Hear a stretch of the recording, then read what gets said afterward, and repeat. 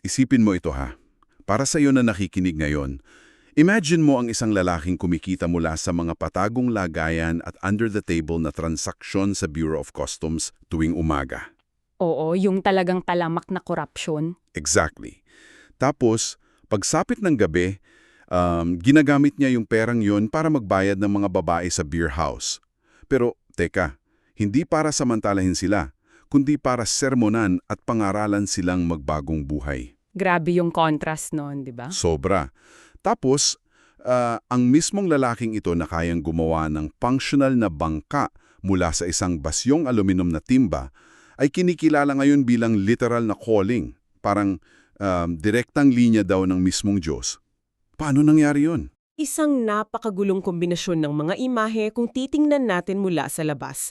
At para sa iyo na sumasama sa ating masinsinang talakayan ngayon, iyan mismong mga kontradiksyon ang bubusisihin natin. Meron tayong serye ng mga napakakaibang dokumento, audio recordings at video clips tungkol sa buhay ni Narciso Olalo. Talagang hihimayin natin yung bawat detalye nito. Oo, at lilinawin ko lang kaagad bago tayo pumalaot dahil ang mga sources natin ay nakasentro sa mga napaka-personal at supernatural na pahayag, hindi tayo nandito para humusga o mag-debunk ng anumang relihiyon. Nandito tayo para intindihin ang lohika ng kanyang mundo base mismo sa materyales na kanyang inilatag. Tama, walang kampihan dito. Purong pag-intindi lang kung paano gumagana ang isip niya. Kasi talagang nakakabaliw isipin kung paano nag-e-evolve ang isang batang nagtitiis sa lugaw na kinakain mula sa baon ng niyog patungo sa pagiging isang tao na tinatuguri ang number one instrument at jack of all trades daw ng banal na presensya. Ang kwentong ito ay hindi nagsisimula sa mga himala o makalangit na boses Nagsisimula ito sa purong survival. Yung literal na kapit sa patalim. Oo, ipinanganak siya sa Camiguin. Tapos lumipat ang pamilya niya sa Ginggog na tinawag nilang Dreamland pero naging bangungot dahil sa matinding labanan ng mga rebelde at militar. Napilitan silang tumakas papuntang Bohol. At alam mo ba kung anong nangyari sa mga kapitbahay nilang piniling maiwan dahil nanginayang sa pananim? Pinatay silang lahat, di ba? Oo, pinatay silang lahat. Ground zero ng matinding trauma ito. Isipin mo yung dala nitong bigat sa isip ng isang bata. Tumakas nga sila sa bala, pero sinalubong naman sila ng matinding gutom pagdating sa Bohol. 7 taong gulang pa lang siya noon. 7 taong gulang? At nabasa ko sa mga notes na 8 miyembro ng pamilya ang naghahati sa isang cup ng bigas. Isang cup? Para sa 8 tao. Oo, isang cup. Ginagawa nilang lugaw na halos purong sabaw na lang para lahat ay makakain. At dahil wala silang pambili ng kahit anong gamit sa bahay tulad ng plato o mangkok, baw ng niyog ang ginagamit nilang kainan. Grabe. Kailangan mo pang salain yung tubig para lang makahanap ng isang butil ng bigas doon sa baon ng niyog. At may mga araw na wala talagang bigas, matutulog silang walang laman ng tiyan, pagising sa umaga, aakyat sila sa puno at bayabas ang aalmusalin para lang may mailaman. Bayabas for breakfast.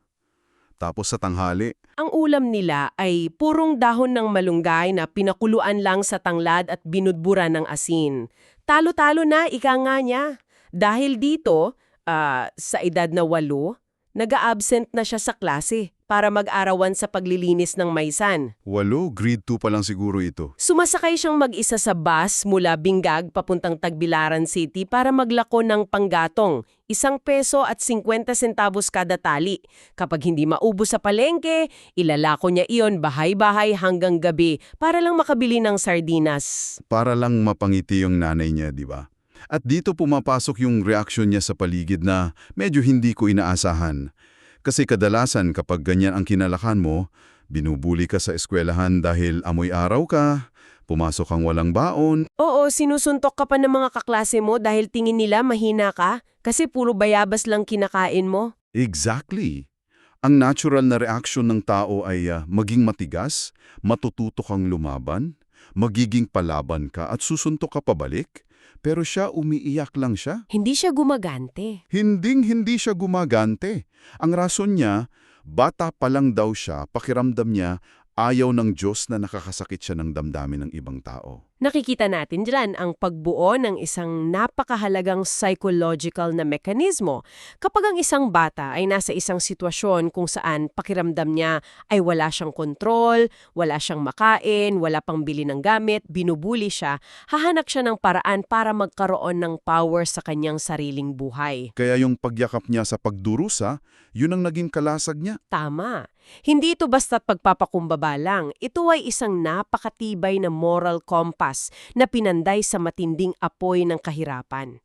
Ang trauma niya ang mismong naging pundasyon ng kanyang pananampalataya. Oo. Himayin natin ito. Parang pandayan o forge talaga, di ba? Pinoposisyon niya ang sarili niya na lahat ng nangyari, gaano man kasakit, ay may divine purpose. Oo. Pati nga yung unang nobya niya sa Cagayan de Oro noong nag-aaral siya ng BS Customs Administration bilang working student. Yung hiniwalayan siya kasi wala siyang oras sumulat. Oo, kasi puro siya trabaho. Naglalaba at nagluluto para sa mga amo, makapag-aral lang. Tinanggap niya yung heartbreak na iyon, hindi nang may galit sa mundo, kundi inisip niya na lang na hindi iyon ang plano ng Diyos para sa kanya. Wow!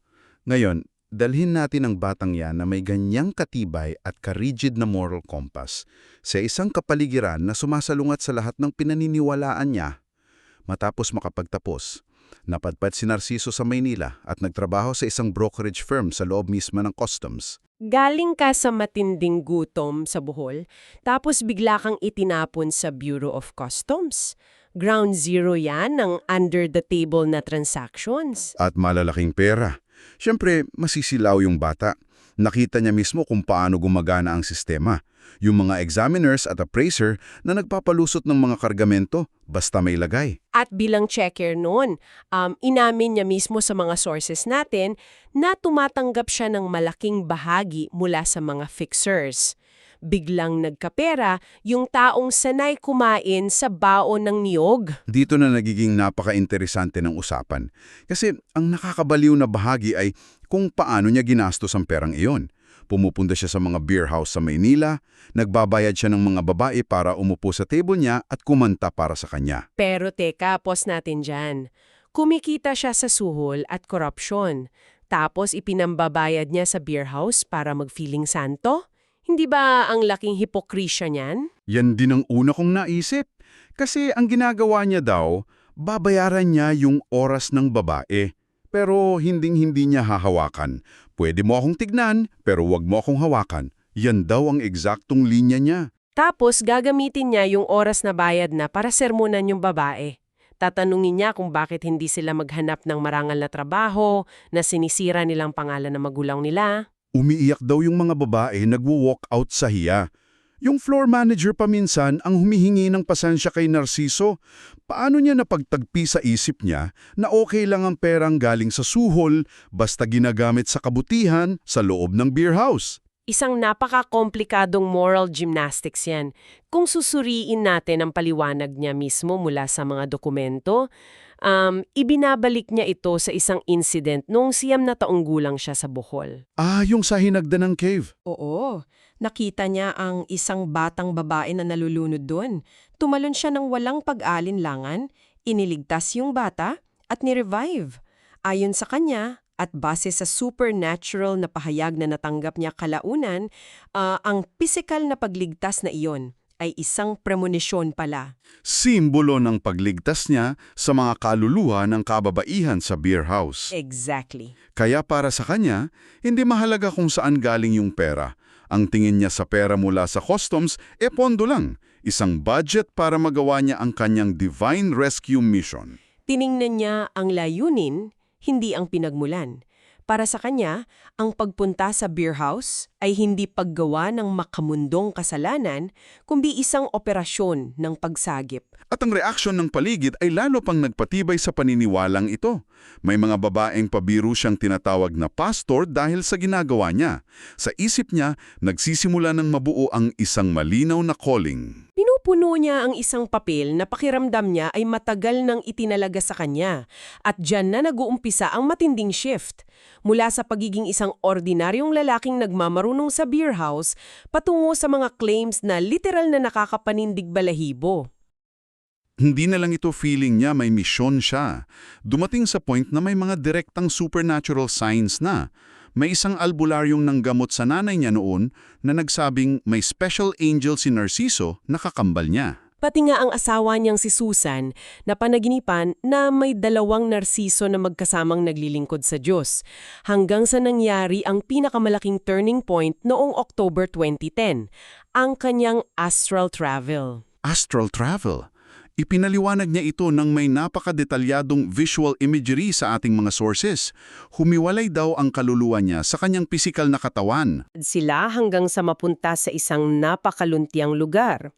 Dito niya unang nakita si Jesus Christ. Na inilarawan niyang nagpakita sa anyong parang ulap na nagbabago-bago, di ba? Wait, ulitin natin yung part na yon. Isang rough road patungo sa isang luntiang lugar. Tapos, inutusan daw siyang tumalon sa isang dead end. Oo, at ang ilalim daw noon ay parang tubig na may langis kung saan nandoon ang mga patay.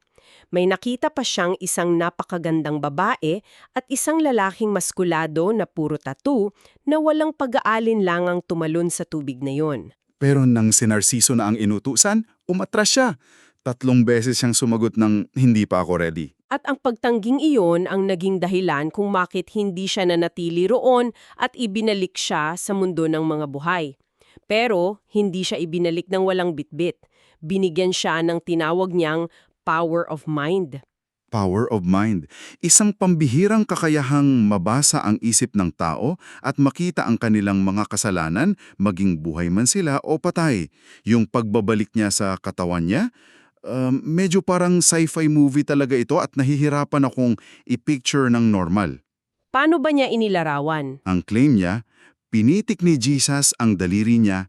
Pagkapitik, nagising si Narciso sa kama niya, pero gumiling o nag-rotate daw ang buong katawan niya ng 3 beses ng kusa. Tapos, naparalyze siya at nakaramdam ng matinding emptiness sa loob ng 3 araw bago bumalik sa normal. Grabe. Paano niya ipinaliwanag ito sa mga tao nang hindi siya napapagkamalang baliw o gumagawa lang ng kwento? Kaya ano ang ibig sabihin ng lahat ng ito? Ang susi dyan ay kung paano niya pinangasiwaan ang kanyang sariling naratibo. Hindi siya lumabas sa kalye, kinabukasan at sumigaw na siya ay isang propeta na may dalang mensahe. Sa katunayan, nang makuha niya ang formal na titulo noong July 6, 2015, tahasan at matindi niyang itinanggi na siya ay isang prophet o messenger. Oo, para sagutin ang mga bumabati ko sa kanya na isa siyang false prophet. Ang opisyal na tawag na inako niya at galing daw mismo sa Diyos ay calling. Ginagamit niya ito bilang isang pangnalan. Kasi isipin mo kapag tinawag mo ang sarili mong propeta, automatic may target ka sa likod. Iisipin ng mga tao, kulto ito, isa na namang taong pagkakakitaan lang tayo. Pero kapag sinabi mong, ako si calling, parang ginagawa mo ang sarili mong hotline, di ba? Isang simpleng linya ng telepono na hindi kailangang sambahin. Ginagamit lang kapag may mensaheng kailangang iabot ang nasa itaas. Isang napakatalinong pagpoposisyon sa pagtanggi sa mga tradisyonal na titulo tulad ng pastor o propeta, sinasadya niyang tanggalin ang sarili niya sa kategorya ng mga institusyonal na relihiyon na madalas inaakusahan ng korupsyon. Binabasag nga niya ng matindi ang mga lider ng simbahan na nangungulekta ng donasyon at ika mula sa mga miyembro Ang utos daw sa kanya ay manggamot ng absolutely free. Sinasabi niyang boses pa lang niya, basta maniwala ang pasyente na instrumento lang siya ng Diyos, ay makakagaling na. Walang bayad, walang hinihinging porsyento. Pinapanatili niya ang imahe ng batang galing sa buhol, walang sariling agenda, sumusunod lang sa utos. Pero dahil libre lahat, nag-iiba ang timbang ng mga salita niya. Ang hirap kwestiyonin ang motibo ng isang taong hindi humihingi ng kapalit. At ang timbang na yun ay mas lalo pang bumibigat kapag tiningnan natin kung paano niya isinasabuhay itong divine mandate sa kanyang pang-araw-araw na buhay.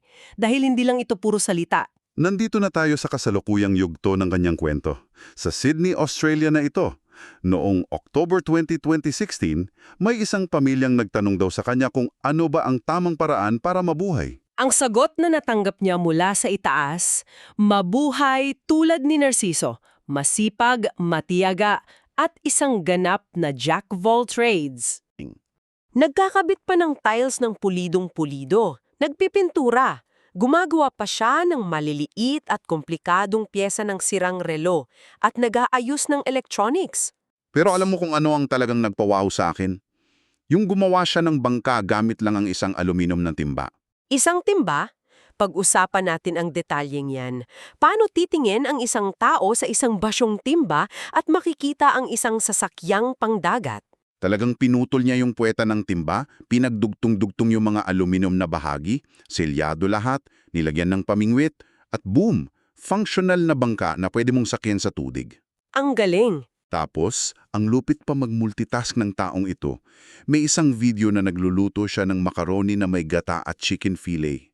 Makikita mo siyang naghihiwa ng capsicum, celery at spring onions. Tapos habang nagigisa, kalmado siyang nangangaral sa kamera. Na hindi kailangan pagkakitaan ang salita ng Diyos. Oo, nagugipit din siya ng buhok na parang professional, nananahi ng damit, tapos biglang makikita mo sa susunod na clip, sumasayaw siya ng mga nakakatuwang dance moves kasama yung anak niyang si MJ.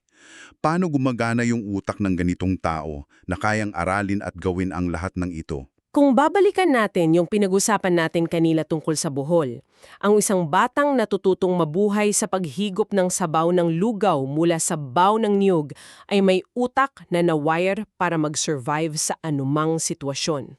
Parang naging ultimate survivor siya? Oo, ang kanyang extreme resourcefulness ay direktang produkto ng kanyang extreme trauma. Nakikita niya ang halaga sa mga bagay na itinatapon ng iba, tulad ng timba, dahil naranasan niyang magkaroon ng wala. Kaya ang pagiging isang spiritual Swiss Army knife niya ay hindi lang basta pagpapakitang gilas. Ito ang kanyang proof of concept. Ganda ng sinabi mo, proof of concept. Kasi ang hirap nga namang patunayan na nag-astral travel ka o na nakausap mo si Jesus na parang ulap, di ba? Walang CCTV sa langit para i-verify yun. Oo nga, pero yung paggawa mo ng bangka mula sa timba, yung matiyagang pag-aayos mo ng napakaliit na gear ng relo, yung kasipagan mo bilang ama, lahat yan nakikita ng dalawang mata at nahahawakan. At yan mismong mga nakikitang ebidensya ang nagiging logic para sa kanyang mga tagasunod. Kung nakikita nilang ang taong ito ay tapat, masipag, hindi nagsisinungaling sa kanyang mga pisikal at praktikal na gawain at ibinibigay ang lahat ng panggagamot ng libre. Bakit nga ba siya magsisinungaling tungkol sa kanyang mga espiritual na karanasan, di ba? Exactly. Ang matinding kasipagan at walang pagod na pagtatrabaho niya ang nagsisilbing resibo o garantiya ng kanyang kabanalan. Ibinase daw mismo ng Diyos ang pagpili sa kanya dahil isa siyang mabuting anak na araw-araw nagpapakita ng pagmamahal sa magulang. Hindi lang tuwing Mother's Day o Father's Day. At tumutulong ng walang inaasahang anumang kapalit. Nakakahinga ka ba? Napakalayo ng narating natin mula sa simula ng talakayang ito. Mula sa isang batang nakikipaglaban sa gutom sa kaguluhan ng Bohol, patungo sa pagiging isang komplikadong moral vigilante sa loob ng mga beer house ng Maynila. Hanggang sa pagyakap niya sa titulong calling matapos jumaanong makaranas ng astral travel at maparalyze. At ngayon, nakikita natin siya bilang isang ultimate multitasker, manggagamot at ama sa Australia na gumagawa ng bangka mula sa timba. Isang napakayamang kwento ito ng matinding human resilience. Ipinapakita ng mga materyales na sinuri natin kung paano kayang kunin ng isang tao ang mga pinakamasakit at pinakamabigat na bahagi ng kanyang buhay. Ang gutom, ang pang-aapi, ang korupsyon, at pandayin ang mga ito upang bumuo ng isang realidad kung saan siya ay may walang hanggang halaga. Totoo yan. Naniniwala ka man o hindi sa kanyang mga supernatural na pahayag at astral travel, ang mekanismo ng kanyang kasipagan at ang dedikasyon niya na tumulong ng libre ay isang madalim na pag-aaral. Pag-aaral sa kung paano binibigyan ng kahulugan ng tao ang kanyang sariling buhay at mga pinagdaanan. At para tapusin ang ating masinsinang talakayan ngayon, gusto kong iwan sa iyo na nakikinig ang isang kaisipan. Hindi natin kailangan sagutin ito ngayon pero gusto kong pag-isipan mo. Ano yun? Kung ang isang tao ay nakakagawa ng napakaraming konkretong kabutihan sa mundo, nang liligtas ng mga kababaihan mula sa masamang trabaho sa beer house, nanggagamot ng mga may sakit na walang hinihinging bayad, at nagpapakita ng walang pagod na kasipagan bilang ehemplo sa iba, At ginagawa niya ang lahat ng ito dahil sa isang matinding paniniwala na direktang kinakausap siya ng Diyos. Oo. Mahalaga pa ba talaga sa atin bilang isang lipunan kung ang boses na naririnig niya ay literal na nagmumula sa mga alapaap? O baka isa lang itong napakatinding forma ng kanyang sariling konsensya na perpektong nahubog at napanday ng lahat ng naranasan niyang kahirapan at trauma noong bata pa siya? Isang napakagandang tanong.